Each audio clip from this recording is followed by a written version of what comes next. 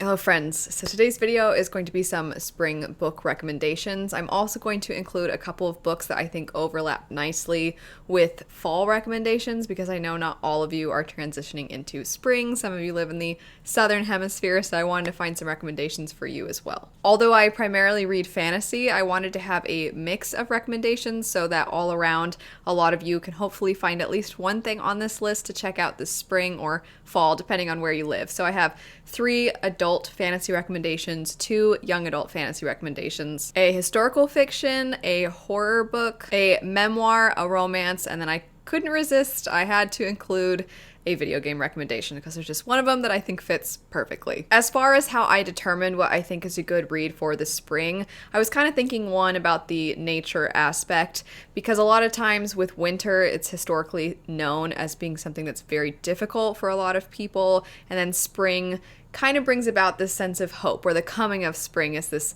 thing that you hope for. It's the light at the end of the tunnel. So I have some books that have themes of hope within them, as well as some books that I just think have some kind of a connection to nature, and that's very true for the first recommendation, which would be Queen of Blood. It doesn't sound like it would be all that cheery of a read by this title. The trilogy as a whole is known as the Queens of Renthia, and I've talked about this one quite a bit over the last couple of years. It's a forest setting, so this is one that is great for both people that are going into fall and for people going into spring. When I think fall, I specifically think not only the nature aspect, but sort of a moody feel. And this one doesn't necessarily have the moody feel, but it does have that emphasis on nature playing a huge role. The setting shines in this series. It follows a society that has lived within a forest. So literally everything from their housing, their transportation system, everything is rooted in, no pun intended, the forest. And we happen to have these spirits within the forest whose instincts are to protect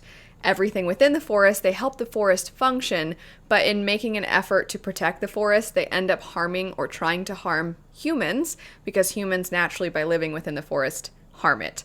And so in order to keep these spirits in check and keep them from relentlessly attacking people, there is a magic user who can help maintain the spirit's power. Next up, we have our historical fiction recommendation, which would be The Downstairs Girl. The main premise for this one actually sounds like it would be a very tragic, difficult read, and there are, of course, aspects to it that are, in fact, tragic and difficult, but this is one where I very much feel like there is a hopeful side to it. The place and time in which this book takes place is America, right around when women's rights and the right to vote was becoming a lot more of a discussion within society. Not every woman is valued within groups of women that are advocating for women's right to vote, meaning there are Black women who are not valued, there are immigrants and Asian women. There's just so many people that are sort of left behind.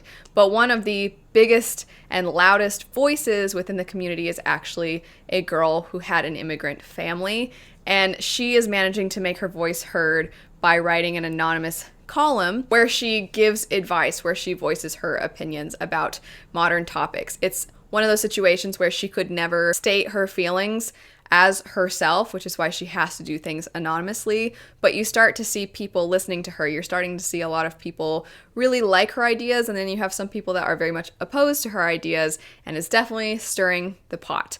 And I just found the main character to be incredibly charming. This whole book, despite, like I was saying, the sad nature of a lot of what's going on, this book is just so incredibly charming and hopeful. And it's the voice that the character has. And you get snippets of her column, and sometimes it's really insightful, and then other times it's really funny and really kind of cheeky and silly. Next up, we have the book Small Favors. This is the horror book from the list, although the cover definitely does not make it seem like it would be this particular genre, but I was genuinely creeped out while I was reading this book. And even if you're not a fan of horror, or maybe you scare really easily, I still think that this one is worth checking out. It's very small, subtle things that kind of lead you to feel like, oh my gosh, what's going on? But there is an aspect to it that I just feel like I can't help but feel is related to spring, and that's the fact that the family, they're beekeepers, and I know it's the silliest of reasons to associate this with spring, but there's just something about the bees. The setup for the story is we follow a girl who, she lives basically with her family on this farm in this really, really small town, and something horrific happens to some people that left to get supplies before the change of the season. And ever since that happened, people around this small town have been starting to see things, and weird things start happening with animals or just in general. There's all these little things that you can't quite tell if it's just the rumors of a small town or if it's also something more sinister. And it has one of those things in scary books or movies or whatever scary thing you can think of where the little child is seeing things, and at first when they talk you're like, oh, there's just a kid being a kid and having a silly imagination, but then you're like, except for I know it's not, and then that ends up kind of scaring you too. And in general, I just found this book to be delightfully creepy. Another book that I think is perfect for both fall and spring would be the Strange the Dreamer and Muse of Nightmares duology. This is such a beautiful story. It is absolutely perfect for the fall season in that it very much feels like a grim fairy tale, but not grim in the way I described at the beginning where I was talking about that moody feeling that a lot of fall books have. It's grim in that there are a lot of really dark things happening and there are incredibly high stakes, but there is also that feeling of hope throughout the story. And anytime I talk about Strange the Dreamer, I can't help but mention that it definitely has themes of compassion as well. It's a beautiful story. It's beautifully written. When I think spring, I also think very vibrant, colorful, pretty things. And Strange the Dreamer just has that in its writing. Just literally the prose itself feels that way. It reads that way. I think that Laini Taylor not only has a fantastic imagination, but also the way that she articulates herself in her writing. It just feeds into this feeling of beauty. A dark beauty, but beauty nonetheless. And the setup for this story is we follow a man named Laszlo Strange, who has believed his whole life that this particular city that nobody can remember the name of or believes exists, he believes it exists. He is absolutely obsessed with this place, and he actually does have an opportunity to find out if it's real. And it's because of all this knowledge that he's gained throughout the years in studying this place that he is awarded with this opportunity. But then you are also introduced to another perspective of a few individuals who are very different from everyone else. They seem like they're trapped in this certain location, and they at first seem like they are very much removed from one another, but as the book progresses, you kind of start to see how things are intertwined. And then the sequel, I don't want to give too much away, but when it first starts, you kind of can't help but think, what are we doing here? What's going on? Who are these people? And then how it all comes together is one of the best things I've ever read. It's one of my favorite duologies. It's absolutely stunning. It's a great story. Speaking of some of my favorite stories, I had to recommend The Winnowing Flame by Jen Williams. A lot of you who watch fairly regularly know I love this trilogy so much. It is so good, and it is very unique. I'll try to be brief because I know a lot of you have heard about it before, but we follow a society where there's a certain group of people known as Eborans that are somewhat elven-like, and then eventually somewhat vampire-like, because they used to feed off of this magical tree. That is what helped them maintain their near immortality. But then that tree started to die, and so then they turned to drinking the blood of human beings, which human beings didn't like so much. And what ended up happening was that as a result of feeding off of humans, there was this illness that plagued them called the Crimson Flux. The Eborans were essentially wiped out. When the story is starting, you're seeing the last groups of Eborans. But what's so important about this is that Eborans hold the secrets to all of the wars that have come before, of which humans do not have the lifespan to know enough about this war.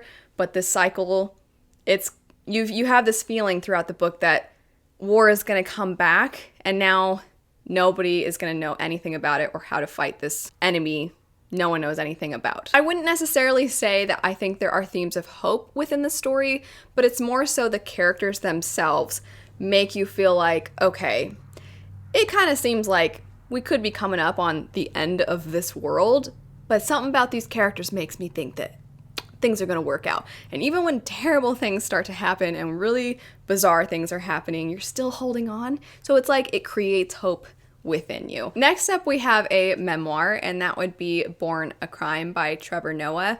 So for those of you, I'm sure a lot of you know who Trevor Noah is. Regardless of how much you know about him, or regardless of your views on his politics or anything like that, his memoir is very much about his experiences literally being born a crime. Where he is from, you are not supposed to have a child between a white and a black individual. And so he is showing you how he navigated his childhood. And as the, I believe, cover itself even says, it's stories from his childhood. And it just gives you a new perspective. It helps shed light on the experiences that are likely so different from our own, because so many of us did not grow up in a situation like that. But Trevor Noah is a very silly person, and his humor shines through the book. So even when he's talking about something incredibly difficult to read, when he's talking about sometimes the violence that he or his family members had to face, or the fear of violence, it's done in a way where he himself is always kind of having a little joke in there. And it's not that it lacks substance or that he doesn't really dive deep into the difficult topics. It's that he does so while also having this, like I said many times at this point, this sense of hope that comes through as well. Next up, not difficult, not something that's going to make you sad, just pure candy, basically. We have Once Upon a Broken Heart. This ended up kind of sneaking its way into being one of my favorite books of last year. It's so fun. It's so silly. It doesn't take itself too seriously. The setup is that we follow this girl who 100% believes that her betrothed has been cursed, and that he is cursed to now fall in love with her stepsister instead of her. And so she makes a deal with a magical being to stop the wedding. But in order to stop the wedding, there's kind of a twist with the deal she makes, and then everybody who is involved with the wedding turns into stone. And so she, in trying to right the wrongs, she ends up helping them. But because nobody realized that she made this deal, they thought that she just was this hero that broke this curse that landed on everyone else. And her path now is somewhat locked in with the person that she made the deal with. It's a very whimsical story. Like I said, it doesn't take itself too seriously, so it does have a lot of familiar tropes, but it sort of feels like it's self-aware, and it recognizes that it's using familiar tropes, and then it pokes fun at itself. So it made for a really fun, slightly different reading experience, even though it had a lot of things that I've seen before. And this is one where it is a newer book, and there will be a sequel, I believe, coming out this year. It's one of my most anticipated releases, and it's just so precious. For those of you who like romance books, I wanted to recommend the book Sweethand. This is one that to some degree I can kind of see being read in the fall also, because I think a lot of us eat a lot in the fall season. We tend to like to eat some sweets, but I don't know about you, but I also like sweets in the springtime, or just in general. And our main character in this story is a baker. She's actually sort of a famous baker, and so a lot to do with her profession and her passion is within the book. The main plot of the book, and the way that the romance sort of pushes everything forward, is that the main character absolutely hates this one person who happens to be friends with a lot of her friends, but her sister is getting married to that person's best friend, and so he is the best man and she is the maid of honor, and they sort of have to work together to help plan a lot of the events for their loved one's wedding. Springtime is sort of like when love is in the air, so seems fitting. Last for the book recommendations, I couldn't make a video where a lot of the recommendations have a theme of hope without mentioning Mistborn. Everybody, I feel like, knows about Mistborn. It's probably not new to any of you who are people who regularly watch my channel, or even somewhat familiar with fantasy books, but if you happen to not know the premise for Mistborn, we follow a society where the tagline is, what if the Dark Lord won? What if instead of the chosen one winning, it was actually the bad guy? What would that world look like? That's sort of the way in which Sanderson took a familiar trope and flipped it on its head. You'll even see that tagline, that blurb, on, I believe, the UK covers. And no surprise, the world's not looking amazing. It is a fantasy world, it's not our own, but it has this almost dark, gothic, Victorian setting, and we follow a few different characters. One is somebody who wants to bring destruction to the current ruler and the ruling class. And then we also follow a character who is just sort of a street thief, street urchin type of character. And the magic system is the thing everybody talks about with Mistborn. I love it so much. But the magic system involves ingesting metals and then gaining certain powers as a result. There is a quote in the story about the thing that you cannot kill is hope. And I don't want to say too much more, but it's an amazing quote. It's an amazing moment. It's such a fantastic series. I love it so much. I have even composed music for it and performed it. That's how much I love it. And hope is even the main focus of the piece that I composed. I mean, it's so good. So if you've never tried Mistborn before, or maybe you've never tried Sanderson and you happen to have heard about the guy after his Kickstarter, now is a pretty good time, I feel like, to check Mistborn out. And Mistborn's a fairly decent place to start when it comes to Brandon Sanderson. And then just for fun, I wanted to include a video game recommendation because I love video games. And one of my favorite video games of all time is Final Fantasy X. This is, I think, a fantastic game for people who, one, just love a good RPG, but also if you aren't someone who usually plays a lot of video games, it's a pretty easy one to get into. The combat system is turn-based, so you don't have to worry about very quickly making decisions, or you don't have to worry about, well, I'm not very good at like the remote or something like that. You don't have to worry about that in this game at all. But the story is incredible. I really can't emphasize enough. If you are not someone who normally picks up video games, but you love books, you should check out this game. It's got that sense of hope.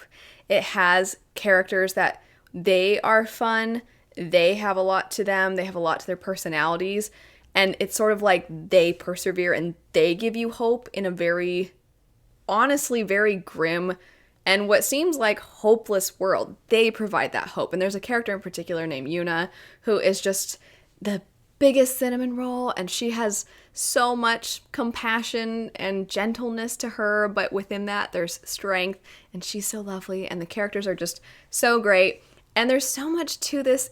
Honestly, you have to check it out. The main plot, because I'm just kind of gushing about it. So the plot is this young man happens to have gone through what would almost be like a portal, and he now is 1,000 years into the future, or at least 1,000 years past his present day.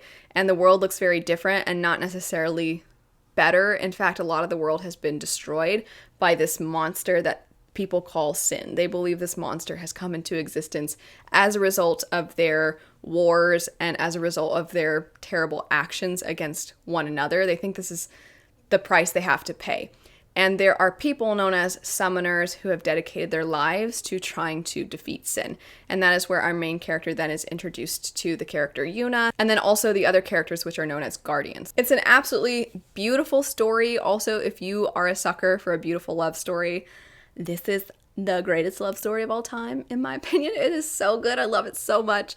It starts out kind of campy. It starts out kind of silly. And then at some point in the game, you're going to be like, whoa, things are getting way more serious than I expected. And there's going to be plot twists, and the world building itself is so fascinating. And it's just amazing. It's so good. It is actually the thing that sort of sparked my intense love of fantasy. Whenever there's a question in tag videos or things like that that ask, what book got you into fantasy? I'm always like, it was actually a video game. That's it for my spring and then a little bit fall book recommendations. But anyway, thanks so much for watching. I hope you have a great rest of your day, and I'll see you all later. Bye.